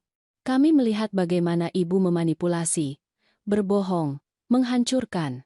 Jika kami bisa membantu nenek menghentikannya, kami akan melakukannya. Dan 3 hari kemudian, tangkapan layar itu tiba. Ponselku bergetar pukul 11 malam. Itu Joko. Nenek, aku menemukan ini. Maaf lama, tapi aku harus yakin. Aku membuka gambar-gambar itu satu persatu dan merasakan darahku membeku. Pesan dari Rina dengan nomor yang tidak dikenal. Berapa biaya untuk bersaksi bahwa orang tua itu bingung ketika dia menandatangani? 50 juta rupiah, setengah sekarang, setengah setelah persidangan. Setuju. Apakah kamu kenal baik dengan keluarga? Kamu akan bilang dia selalu pelupa. Dia bertingkah aneh. Ada lagi. Percakapan dengan orang lain. Rina sedang menyusun jaringan kebohongan yang lengkap. Sebuah pesan dengan Dimas mengatakan, ibumu mempermalukan kita. Sudah waktunya untuk menyerang balik. Dengan 3 saksi yang menyatakan ketidakmampuan mentalnya, kita bisa membatalkan semuanya. Jawaban Dimas. Aku tidak tahu, Rina. Ini bisa salah. Apakah kamu lebih suka kehilangan miliaran atau tumbuh sedikit dan mengambil kembali apa yang menjadi milik kita? Dimas tidak menjawab lagi, tetapi dia juga tidak menghentikannya. Aku menyimpan semua tangkapan layar, mengirimkannya kepada Bapak Arman bersama dengan sebuah pesan. Bukti yang kita butuhkan. Dia menjawab 5 menit kemudian. Ini cukup untuk tuntutan pidana. Apakah Anda ingin melanjutkan? Aku duduk di depan perapian dengan secangkir teh di tangan. Api menari di depanku, memproyeksikan bayangan di dinding. Apakah aku ingin mengirim ibu dari cucuku ke penjara? Aku memikirkan Joko dan Ayu. Bagaimana mereka akan menderita jika ibu mereka menghadapi tuntutan pidana? Tetapi aku juga memikirkan semua wanita yang telah dilukai Rina dengan manipulasinya. Bagaimana dia akan terus melukai jika tidak ada yang menghentikannya?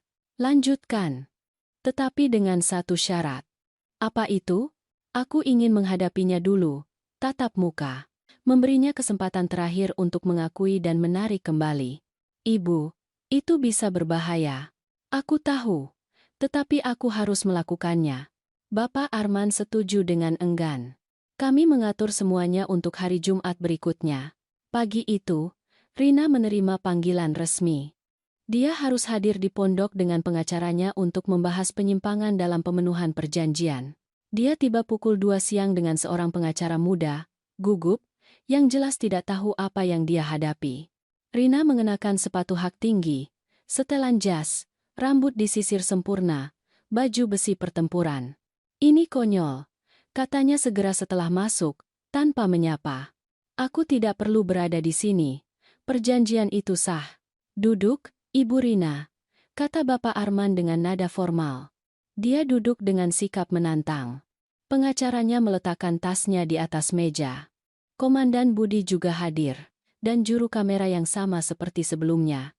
Lebih banyak drama? Rina mencibir. Kamera lagi?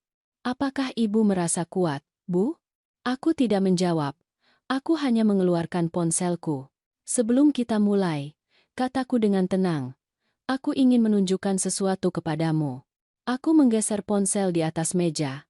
Di layar ada tangkapan layar pesannya. Rina melihatnya. Wajahnya berubah dari arogansi menjadi kebingungan, lalu menjadi panik murni. Di mana kamu mendapatkan itu? Tidak masalah di mana. Yang penting apa isinya.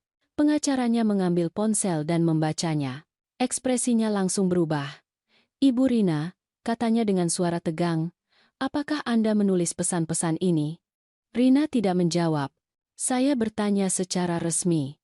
Apakah Anda mencoba menyuap saksi untuk melakukan sumpah palsu? Diam.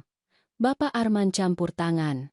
Ibu Rina, pesan-pesan ini merupakan bukti konspirasi untuk melakukan penipuan prosedural, penyuapan, dan percobaan menghalangi keadilan.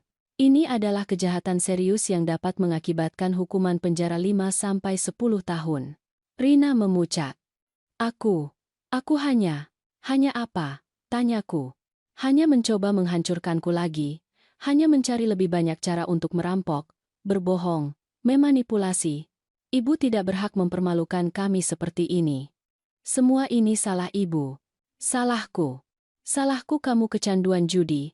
Salahku kamu membuat keluargamu berutang. Salahku kamu berencana menyatakanku tidak cakap untuk merampok propertiku? Kami punya kebutuhan. Kami punya hak. Kamu tidak punya hak atas hidupku atau uangku. Anda live. Pengacaranya menutup tasnya. Ibu Rina, saya tidak bisa mewakili Anda dalam hal ini. Saya minta maaf. Dia berdiri dan pergi tanpa melihat ke belakang. Rina ditinggalkan sendirian. Gemetar. Aku punya 2 pilihan untukmu, kataku, mengambil kembali ponselku. Pilihan 1. Aku mengajukan pesan-pesan ini secara resmi. Kejaksaan melanjutkan dengan tuntutan. Kamu akan diadili dan kemungkinan dipenjara. Dia terisak. Pilihan 2. Kamu menandatangani pengakuan penuh. Mengakui semua yang kamu lakukan.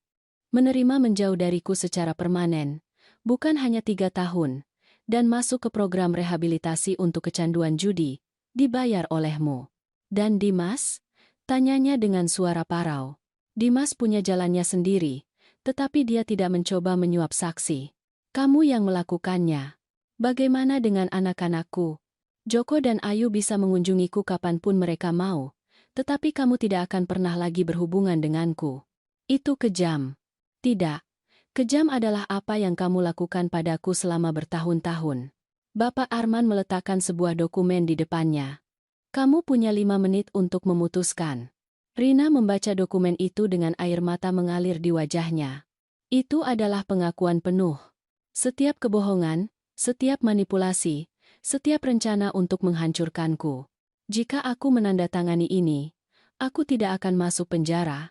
Jika kamu memenuhi semua yang disepakati, terapi, menjauh, pembayaran, tidak. Dia mengambil pulpen dengan tangan gemetar. Dia menandatangani, tetapi sebelum pergi dia menatapku dengan kebencian murni. Suatu hari nanti kamu akan mati sendirian. Wanita tua yang pahit, dan tidak ada yang akan menangisi kamu. Aku tersenyum sedih. Aku lebih memilih mati sendirian dengan martabat daripada hidup dikelilingi oleh ular beludak.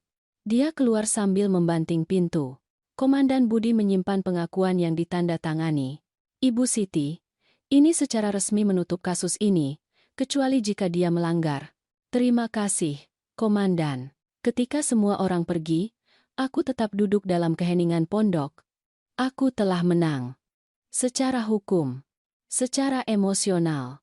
Tetapi aku tidak merasakan kemenangan. Aku merasakan kelelahan. Kelelahan bertahun-tahun. Dari pertempuran. Dari menjadi kuat ketika aku hanya ingin menjadi ibu. Malam itu aku menelepon Joko. Nenek? Bagaimana hasilnya? Berhasil, sayangku.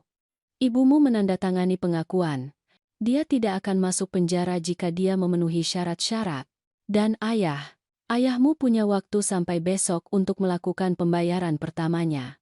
Jika dia tidak melakukannya, juga akan ada konsekuensi. Ada keheningan. Nenek, apakah semua ini sepadan? Begitu banyak rasa sakit. Aku menatap api di perapian. Ya, Joko. Karena untuk pertama kalinya dalam hidupku, aku lebih berharga daripada uangku. Aku lebih berharga daripada apa yang bisa aku berikan. Aku hanya berharga, dan pelajaran itu, meskipun menyakitkan, adalah yang paling penting yang bisa kuberikan kepadanya. Tanggal 1 Februari tiba. Hari pembayaran. Aku bangun pagi-pagi, dengan rasa mual di perut. Aku memeriksa ponselku setiap 5 menit. Menunggu notifikasi bank. Pukul 8 pagi transfer pertama masuk. Rp16.334. Budi. Tepat waktu lagi. Aku merasakan kilasan kebanggaan. Putra bungsuku menepati janjinya. Pukul 9. Tidak ada dari Dimas. Pukul 10. Tidak ada. Siang hari aku menelepon Bapak Arman. Dimas belum membayar. Saya tahu. Saya sudah mencoba menghubunginya. Dia tidak menjawab panggilan. Apa yang harus kita lakukan? Perjanjian itu jelas. Jika dia melanggar pembayaran pertama, tuntutan pidana secara otomatis diaktifkan. Tetapi Anda memiliki kata terakhir. Aku menutup telepon dan menatap keluar jendela. Pohon pinus bergoyang tertiup angin dingin Februari. Dimas, putra sulungku, yang lahir lebih dulu, yang menjadikanku seorang ibu. Apakah aku benar-benar akan mengirimnya untuk menghadapi tuntutan? Ponselku berdering. Itu Joko. Nenek, aku harus bicara dengan nenek. Katakan, sayangku, ini tentang ayah. Dia tidak baik. Sangat tidak baik. Tidak baik bagaimana? Kemarin perusahaannya bangkrut. Kreditur mengambil semuanya. Kantor, kendaraan, bahkan komputer. Mereka datang dengan petugas dan mengambil semuanya. Aku merasakan berat di dada. Dan itu bukan yang terburuk. Lanjut Joko dengan suara parau. Ibu meninggalkannya. Dia pergi dengan koper-kopernya tadi malam. Katanya dia tidak akan tenggelam bersamanya. Dan nenek, Ayu dan aku, kami tinggal bersama ayah. Seseorang harus ada di sini. Tetapi nenek, aku tidak pernah melihatnya seperti ini. Dia di sofa, tidak mandi, tidak makan. Dia hanya menatap langit-langit, tidak bicara. Aku menutup mata. Rasa sakit, marah, sedih, semuanya bercampur. Di mana kalian sekarang? Di rumah. Tetapi datang notifikasi dari bank. Mereka menunggah hipotek 2 bulan. Mereka akan kehilangan rumah juga. Joko, dengarkan aku baik-baik. Kamu dan Ayu bisa datang tinggal bersamaku. Selalu. Pondok ini adalah tempat perlindungan kalian. Dan ayah? Itu pertanyaannya. Pertanyaan yang selama ini kuhindari. Ayahmu harus menyentuh dasar. Sepenuhnya. Itu satu-satunya cara dia akan belajar. Nenek, dia sudah menyentuh dasar. Dia sudah kehilangan segalanya. Tidak semuanya. Dia masih punya kalian. Joko terisak di seberang sana. Aku tidak tahu harus berbuat apa. Datang besok, kalian bertiga. Ayahmu juga. Benarkah? Benar. Tetapi dengan syarat-syaratku. Aku menutup telepon dan menelepon Bapak Arman. Bapak Arman, jangan aktifkan kembali tuntutan. Belum. Ibu. Beri saya 3 hari. Hanya 3 hari. Baiklah. Tetapi setelah itu, secara hukum saya harus melanjutkan. Keesokan harinya, Dimas tiba bersama anak-anaknya. Dia turun dari mobil pinjaman, dengan pakaian kusut, janggut beberapa hari, mata cekung yang dalam. Dia bukan pria sombong yang datang beberapa minggu lalu. Dia adalah hantu. Joko dan Ayu masuk lebih dulu. Dimas tetap di luar, seolah dia tidak pantas masuk. Masuklah, kataku dari pintu. Dia masuk perlahan, tanpa menatap mataku. Duduklah. Dia duduk di sofa. Anak-anak pergi ke dapur, memberiku ruang. Aku membuat kopi. Aku menyuguhinya secangkir. Dia memegangnya dengan tangan gemetar, tetapi tidak minum. Aku kehilangan segalanya, katanya akhirnya dengan suara hampa. Perusahaan, tabungan, rumah, istriku, semuanya. Dan sekarang apa? Aku tidak tahu. Jujur aku tidak tahu. Apakah ibu akan menyalahkanku? Dia mendongak untuk pertama kalinya. Matanya merah, kosong. Tidak. Aku tidak bisa menyalahkan orang lain lagi. Itu salahku, semuanya salahku. Itu adalah pertama kalinya aku mendengarnya mengakuinya tanpa alasan. Kamu tahu apa kesalahan terbesarmu, Dimas? Mencoba merampokku? Tidak. Kesalahanmu adalah percaya bahwa uang akan menjadikanmu seseorang, bahwa memiliki lebih banyak akan memberimu nilai, bahwa memiliki barang sama dengan menjadi seseorang. Dia menundukkan kepala. Ayahmu mengajarimu bekerja keras. Aku mengajarimu untuk jujur. Tetapi pada titik tertentu kamu memutuskan bahwa pelajaran itu tidak penting, bahwa ada jalan pintas. Aku minta maaf, Bu. Aku tahu itu tidak cukup, tetapi aku minta maaf. Itu tidak cukup, tetapi itu awal. Dia menyesap kopinya. Dia gemetar. Aku tidak punya cara untuk membayar ibu. Aku tidak punya apa-apa. Aku tahu. Jadi apa yang harus kulakukan? Apakah aku akan masuk penjara? Aku menarik napas dalam-dalam. Ini adalah keputusan yang selama ini kutunda. Aku punya proposal yang berbeda. Apa itu? Aku memaafkan seluruh utangmu. 340 juta rupiah. Kamu tidak perlu membayarku. Dimas mengangkat kepalanya tiba-tiba. Bingung. Apa? Tetapi dengan syarat-syarat. Apa syaratnya? Pertama, kamu datang tinggal di sini, di pondok, bersamaku, kamu dan anak-anak. Apa? Kedua, kamu bekerja. Ada tempat penebangan kayu setengah jam dari sini. Pemiliknya kenalan ayahmu. Aku meneleponnya. Dia akan memberimu pekerjaan. Pekerjaan fisik, keras, gaji kecil. Dimas berkedip memproses. Ketiga, kamu pergi terapi. Setiap minggu, tanpa pengecualian. Dan untuk berapa lama? 1 tahun. Kamu tinggal di sini, bekerja, pergi terapi, menabung setiap rupiah. Di akhir tahun, jika kamu memenuhi semuanya, aku akan membantumu memulai lagi. Investasi kecil untuk bisnis yang jujur. Kecil, sederhana. Aku tidak mengerti. Mengapa ibu melakukan ini? Aku berdiri dan berjalan ke jendela. Karena aku masih ibumu. Dan ibu tidak meninggalkan. Meskipun anak-anak mereka telah meninggalkan mereka. Dimas pecah. Dia menangis seperti dia belum pernah menangis sejak kecil. Isak tangis yang dalam, menyayat hati, dari tahun-tahun arogansi yang runtuh. Joko dan Ayu keluar dari dapur dan memeluknya. Ayah, kata Ayu sambil menangis, semuanya akan baik-baik saja.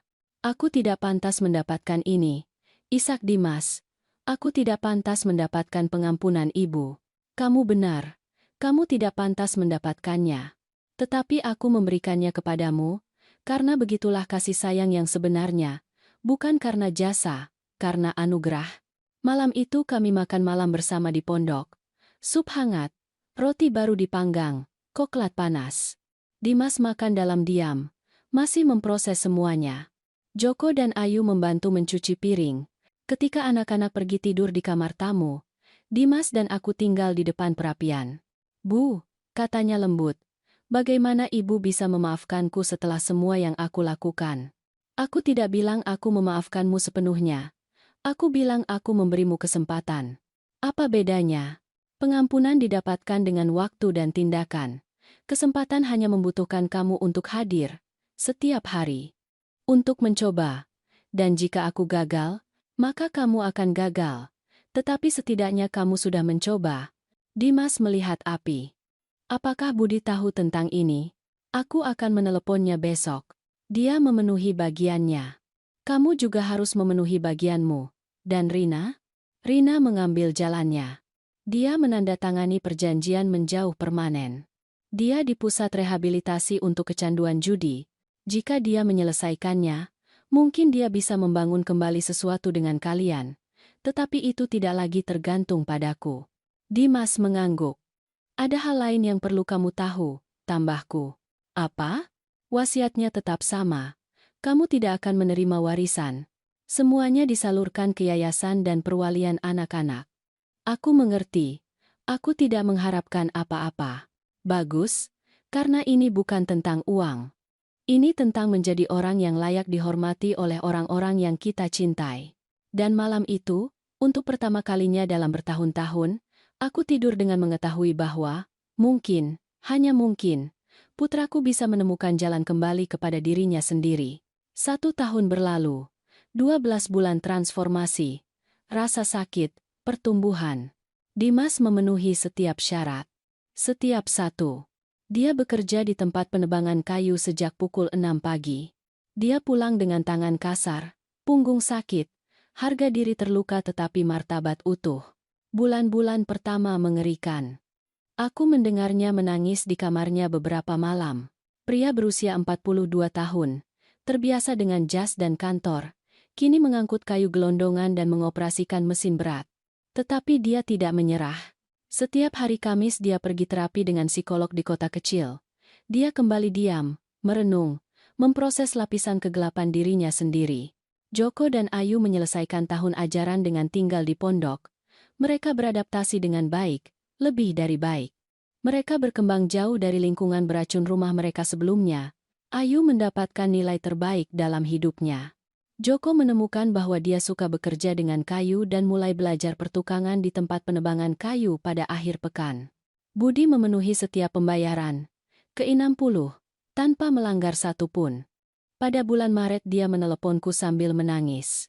"Ibu, aku sudah melakukan setoran terakhir, seluruh 1.040.000.000 rupiah, dengan bunga. Aku bangga padamu.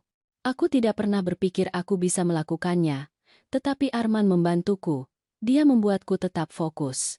Dia membuatku percaya bahwa aku bisa menjadi lebih baik. Dia baik untukmu. Aku tahu. Itu sebabnya aku melamarnya."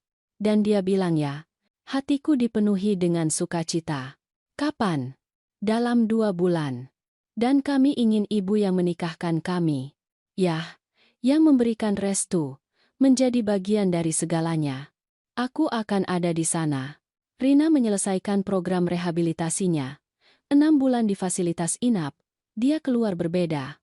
Lebih kurus, lebih serius, tanpa kilau manik di matanya. Dia meneleponku pada bulan September. "Ibu Siti, aku tahu aku menandatangani perjanjian menjauh permanen, tetapi aku ingin menelepon untuk meminta maaf. Sungguh, tanpa manipulasi, tanpa agenda." "Apa yang kamu pelajari, Rina?" "Ada jeda yang panjang. Bahwa kecanduan mengendalikanku selama bertahun-tahun. Bahwa aku menggunakan semua orang di sekitarku sebagai sumber daya.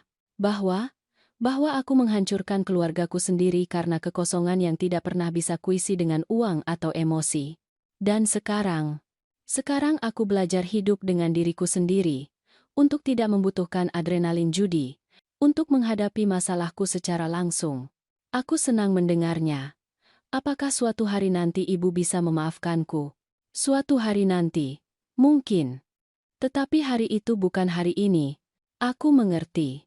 Terima kasih karena tidak mengirimku ke penjara, karena memberiku kesempatan ini. Dia menutup telepon. Aku tidak tahu apakah aku akan mendengar kabarnya lagi. Dan itu tidak masalah. Pada bulan November datang pertemuan keluarga pertama sejak semuanya meledak. Joko dan Ayu menghias pondok dengan lampu dan ornamen. Kami memasang pohon kecil di dekat perapian. Budi dan Arman datang 2 hari sebelumnya. Mereka membawa hadiah, makanan, tawa. Dimas menyiapkan makan malam. Ayam panggang, sayur sop, sate ayam. Dia melakukan semuanya dengan tangannya sendiri. Malam hari, kami semua duduk di sekitar meja. Dimas, Budi, Arman, Joko, Ayu, dan aku. Aku ingin mengatakan sesuatu. Dimas memulai, berdiri, semua menatapnya. Setahun yang lalu aku adalah orang lain, orang yang mengerikan, sombong, manipulatif, rela menghancurkan ibuku sendiri demi uang. Suaranya tercekat. Budi meletakkan tangan di bahunya. Tahun ini mengajarkanku bahwa menyentuh dasar itu menyakitkan, tetapi perlu. Aku kehilangan segalanya secara materi, tetapi aku menemukan sesuatu yang telah kulupakan, sisi kemanusiaanku. Dia menatap anak-anaknya. Joko, Ayu, maaf karena tidak menjadi ayah yang layak kalian dapatkan, karena memprioritaskan penampilan di atas kasih sayang yang sebenarnya. Keduanya menangis. Budi, maaf karena menyeretmu ke dalam rencana-rencanaku, karena mencemarimu dengan ambisiku yang sakit. Budi mengangguk, menyeka air mata. Dan ibu, Dimas menatapku langsung. Maaf karena melupakan siapa ibu, karena melihat ibu sebagai sumber daya dan bukan sebagai wanita luar biasa yang memberiku kehidupan, membesarkanku, mengasihiku bahkan ketika aku tidak pantas mendapatkannya. Dia berlutut di depanku. Aku tidak pantas mendapatkan pengampunan ibu, tetapi jika suatu hari nanti ibu bisa memberikannya kepadaku, aku akan menghabiskan sisa hidupku berusaha menghormatinya. Aku mengambil wajahnya di antara tangan. Aku menatap matanya. Dimas, aku memaafkanmu. Dia menangis seperti anak kecil di pelukanku. Setelah makan malam, sementara yang lain mencuci piring dan bernyanyi, aku keluar ke teras. Langit cerah. Bintang-bintang bersinar seperti berlian di atas pohon pinus. Budi keluar di belakangku dengan 2 cangkir teh hangat. Ibu, apa yang ibu pikirkan tentang ayahmu? Betapa aku masih merindukannya. Dia akan bangga padamu. Tentang bagaimana kamu menangani semua ini. Ibu pikir begitu? Aku tahu. Ayah selalu bilang kamu adalah wanita terkuat yang dia kenal. Sekarang aku mengerti mengapa. Kami menyeruput teh kami dalam keheningan yang nyaman. Budi, kamu bahagia? Ya, Bu. Untuk pertama kalinya dalam hidupku, aku benar-benar bahagia. Aku punya utang. Aku bekerja 2 pekerjaan. Aku tinggal di apartemen kecil. Tetapi aku punya Arman. Aku punya kedamaian. Aku punya martabat. Kalau begitu kamu kaya. Dia tersenyum. Ya, kurasa begitu. Hari-hari berikutnya terasa ajaib. Kami berjalan di hutan. Bermain permainan papan. Bercerita, tertawa. Pada tanggal 1 Januari, sementara semua orang tidur, aku membuka buku harianku. Aku mulai menulis setahun yang lalu. Mendokumentasikan semuanya. Pengkhianatan, rasa sakit, perjuangan, penebusan. Aku menulis entry terakhir. Hari ini aku berusia 68 tahun. Aku bukan lagi wanita yang mengharapkan remah-remah kasih sayang dari anak-anaknya. Aku bukan lagi ibu yang membiarkan dirinya digunakan karena takut kesendirian. Aku kehilangan satu keluarga, tetapi aku memenangkan sesuatu yang lebih berharga. Aku mendapatkan kembali diriku sendiri. Dimas belajar menjadi pria sejati. Budi menemukan jalannya. Rina sedang pulih. Joko dan Ayu tumbuh dalam lingkungan kasih sayang yang tulus. Dan aku Aku akhirnya mengerti bahwa kesendirian yang bermartabat mengalahkan ditemani dengan penghinaan. Pondok yang semua orang remehkan menjadi tempat perlindungan kami, tempat di mana keluarga yang hancur belajar membangun kembali, bukan dengan uang, dengan kebenaran, dengan konsekuensi, dengan kasih sayang yang sulit tetapi nyata. Yayasan untuk wanita lansiaku akan dibuka pada bulan Maret. Kami akan membantu wanita lain sepertiku menemukan suara mereka, kekuatan mereka, martabat mereka. Karena tidak ada yang harus menunggu sampai usia 67 untuk belajar bahwa mereka berharga karena siapa mereka, bukan karena apa yang bisa mereka berikan. Aku menutup buku harian itu. Aku melihat keluar jendela. Matahari terbit di balik pegunungan, mewarnai langit dengan oranye dan merah muda. Tahun baru, kehidupan baru. Joko keluar dari kamarnya, mengantuk. Nenek, sudah bangun. Aku tidak bisa tidur. Aku sedang berpikir.